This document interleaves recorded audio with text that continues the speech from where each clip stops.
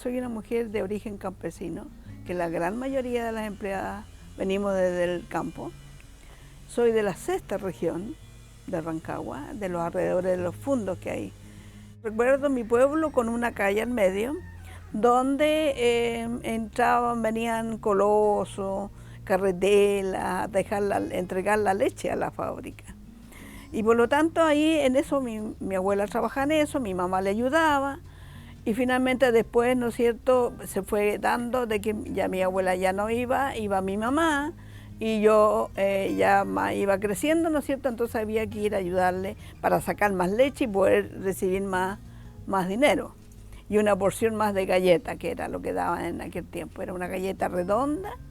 Teníamos derecho a media casa, no a una casa completa, sino que a una media casa que se comparte, porque no había el inquilino, no había el hombre.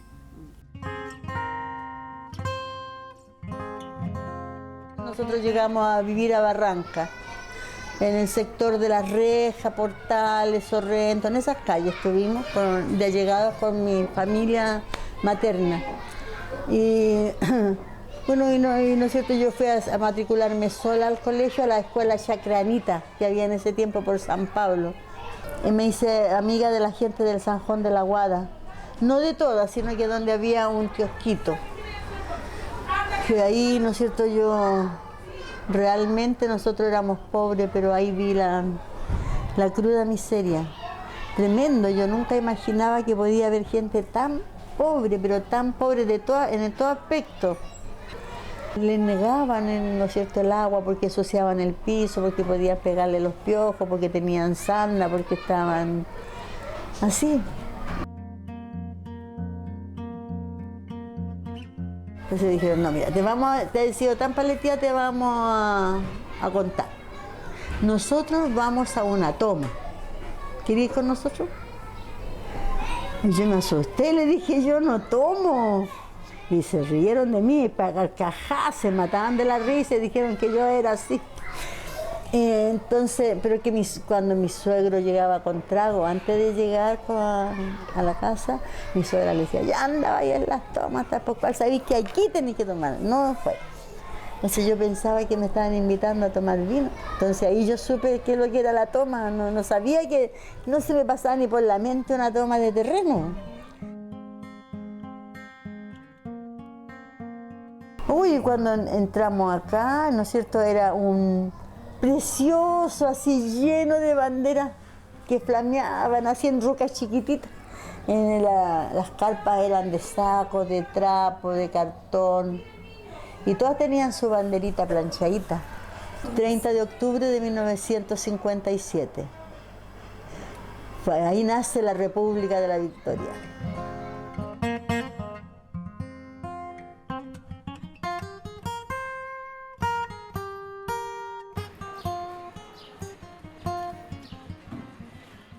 Don Luis Martínez era el presidente del comité Gabriela Mistral, que estaba ahí cerca de ese sector donde yo vivía, en el Sanjón de la Guada. Y este señor, regresando ahí a mi sitio, me dice, bueno, pero ¿cómo eso que no te va a tomar un sitio?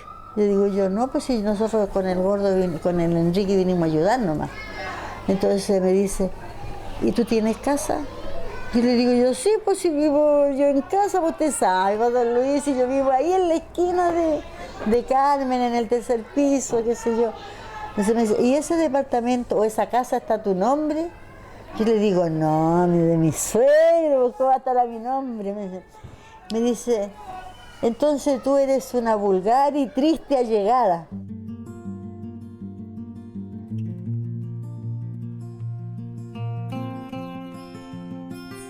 Empecé a trabajar en Providencia, en la calle cerca de Bilbao, con Hernando de Aguirre, un sector muy bonito. Me costó adaptarme, me costó aprender a servir la mesa, cómo había que hacerlo. Era para servir y hacer el aseo en el segundo piso. los dormitorios, 6 años con ellos, hasta que conocí el movimiento.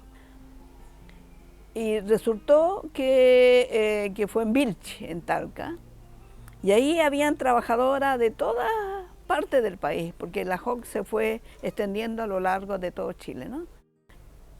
Había una trabajadora mayor que ya no trabajaba, doña Rosa Riquelme, y ella era la que me hablaba del sindicato, porque ella había sido dirigente y conocía.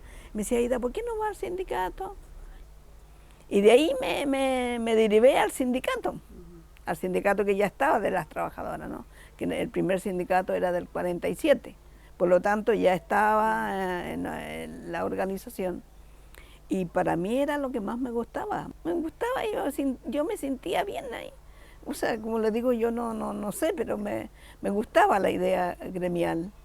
Y por lo tanto opté por lo gremial. Yo trabajaba en casa y además mi tiempo libre era ir al sindicato.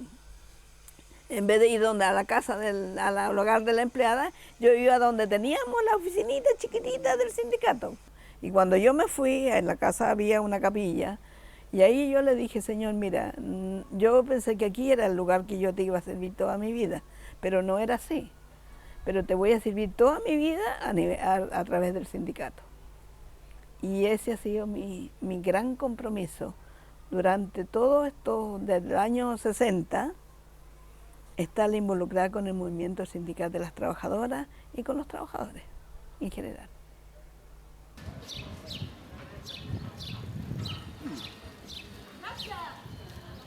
Entonces llega también, ¿no es cierto?, llega el 62, 63, y hay cambio de cura. Llega un teólogo de la liberación.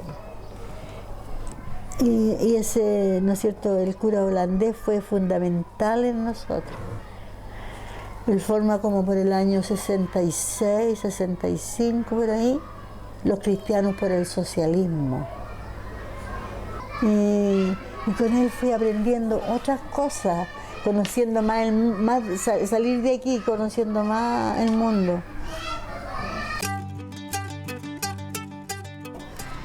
Yo le hablo de que el sueño que tengo yo, entonces me dijo Sergio, ¿sabes qué vamos a hacer?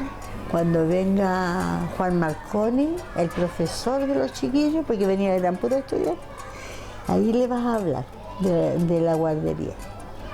Y yo le dije a este doctor, pues, me dijo, después que me escuchó, me dijo, está bien buena la idea, pero tú estás mal.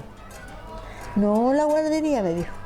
Lo que tienes que tener es un jardín infantil, donde haya educación preescolar, no se te vaya, anótalo, preescolar.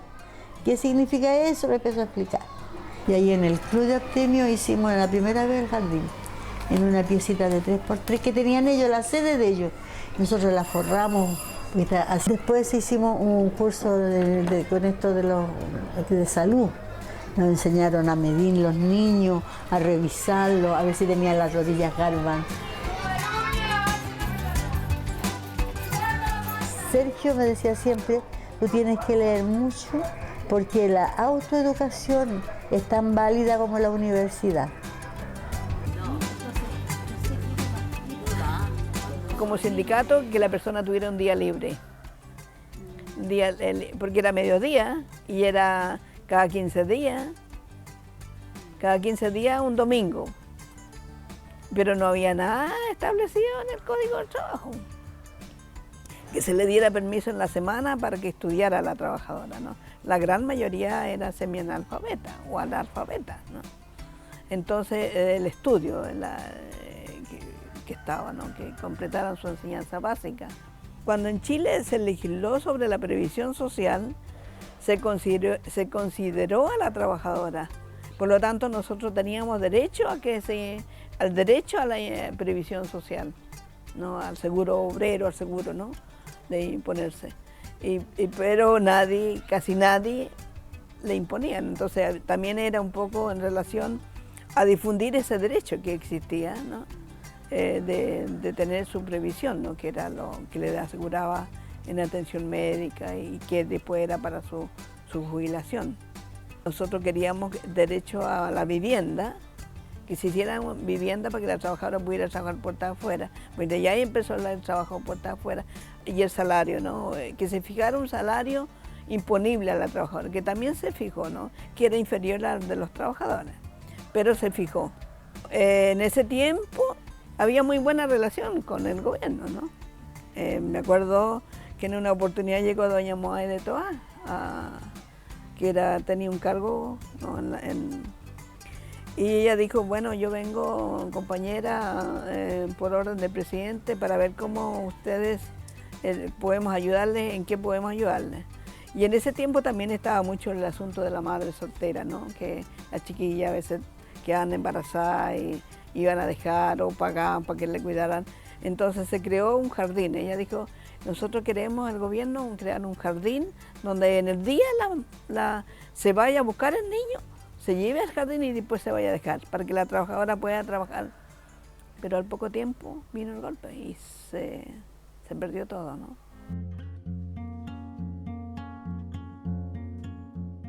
Para mí fue un dolor muy grande, porque yo sentía que me había identificado con mi clase, me había tomado mi identidad y había tenido muy buenas relaciones con los trabajadores, había conocido gente en la CUT. Me acuerdo de haber ido a los trabajos voluntarios que se hacían con los jóvenes en la universidad. Había un ambiente tan diferente de compañerismo, ¿no? Nosotros quedábamos al margen porque eran sindicatos interempresa, sindicatos, pero eran como 3, pero no cabían los sindicatos. Nosotros no éramos una empresa, pues ese es el gran problema. ¿Y cómo era posible que nosotros nos dejaran, que teníamos toda una historia? Entonces dijo, bueno, adáptenlo al sindicato interempresa. Y de entonces, ¿qué somos sindicatos interempresa?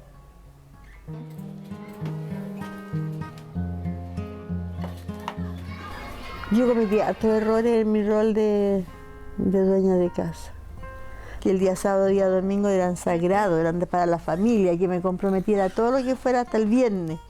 Entonces yo le decía que lo iba a procurar, pero casi nunca me cumplía. Siempre, aunque encubiertamente, fueron las mujeres aquí que pusieron la cara para la toma, ¿entiendes? Y por lo general, las mujeres están más presentes en la organización, en la iglesia, más que los hombres.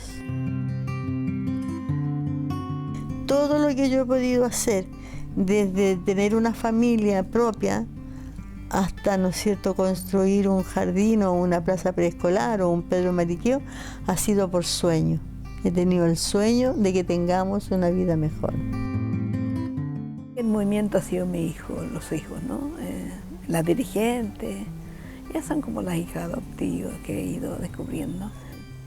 Yo no me siento como frustrada no haber tenido hijos, no, yo pienso que soy feliz, o sea, no hay nada que me detenga, creo que el Señor me ha dado muchas cosas en la vida, ¿no? Entonces yo creo que uno tiene la lealtad principal es a la clase, ¿no? De dónde uno viene. En este caso, las trabajadoras y los trabajadores, ¿no? Porque somos una misma, todos venimos de los sectores más desposeídos, ¿no?